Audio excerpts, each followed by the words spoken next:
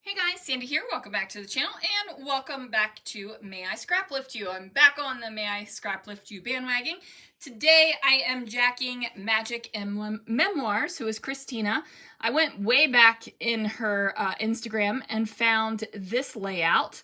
It just really appealed to me and I kind of love it. So that is what I am going to be scrapjacking. Now I also wanted to bring your attention to this post of hers, and then I wanted to bring your attention to this.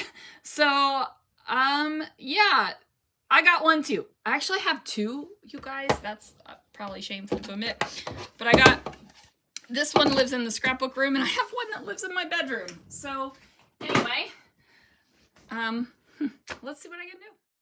All right, guys, so I have this black and red and white plaid paper that is a B-side to one of the Disney papers, and then you could see it right there. And then I have this other paper that I have cut apart and used. So now what I am going to do is realize that my camera is crooked. I bumped my head into it when I was pulling out supplies, and I guess I did not realize I knocked it crooked. So I'll have to figure that out. But now I'm going to go ahead and kind of use this washi tape that's kind of like a map print, like a watery map print that is going to go across the lines right here. And now I've got these two photos. So I don't know if you'll be able to see, well, you can in the larger photo. There was a rainbow in the sky when we were sitting on our balcony, and we took a couple pictures of it. So it was amazing, right? It was utterly amazing. I do have to say, if you guys have never tried cruising, you should. First of all, I love it. Yeah, it's great. I love cruising. So anyway, I've decided to put these two photos together. Now, in Christina's layout, it has a smaller photo, but I decided that this was the way I want it to go. And it just works, right? Like, you have to make a layout work for you. When I scrapjack someone, I feel like it is very similar to when I'm using a sketch, right? It's a good place to look off of and kind of get a starting point. You can copy it exactly, just like you can follow a sketch exactly. You can get inspiration from a portion of it. You can loosely follow it. It's all of the things. So I just feel that it is, you got to make it work for you. If you are working on a project like I am, because confession time, your girl still has not ordered other photos. I have these photos basically, and a couple photos of things that I'm not going to scrapbook on camera. I'm pretty open with my life and the things that we do and things like that, and pretty much share a lot of stuff. But you know what? There are some things that I'm not gonna put out there on camera. Just not gonna do it. And that might sound really, I don't know. I don't know. I feel almost like I'm vague booking at you guys right now, but I promise I'm not. I'm just saying that there are some things that are shareable and there are some things that not. And I think that we probably all of us have that, where there is maybe something you're not comfortable sharing. Maybe there's something that, one of those things that you're scrapbooking so it's cathartic. Maybe it's something that happened to someone in your life that it's not your story to share with the world. There's so many things that can be. So yeah, scrapbooking can be deeply intense and personal, and scrapbooking can be totally free and sharing it with the world, right? So you gotta make the things for you. So I'm gonna build this little cluster up here. I thought about bringing in these little chipboard stars, but it kind of gets lost on the background.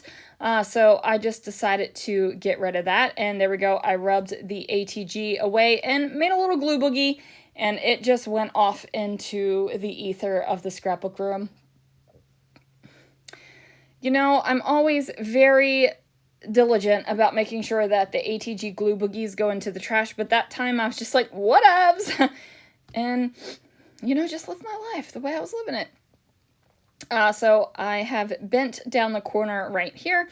I decided to use that anchor paper as kind of a repeat of what was already going on the layout. And then I felt like I needed to bring in a little bit more excitement up here on the corner. It just felt like there wasn't enough, right? So this little banner bit worked out great.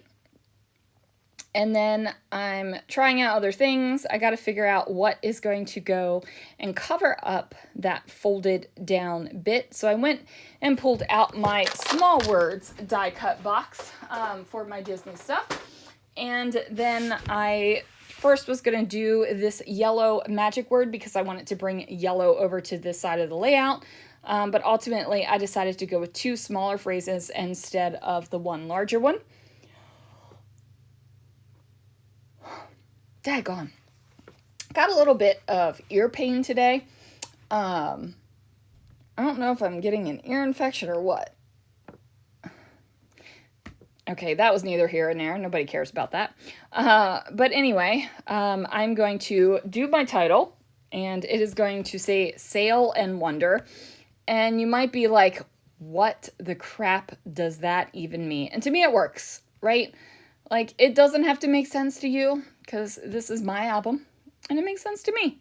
So I'm going to put that down there. I am going to find an ampersand, but I do place a gold arrow over here, up where that fold down area is, because there's kind of like three-ish areas of embellishment, right?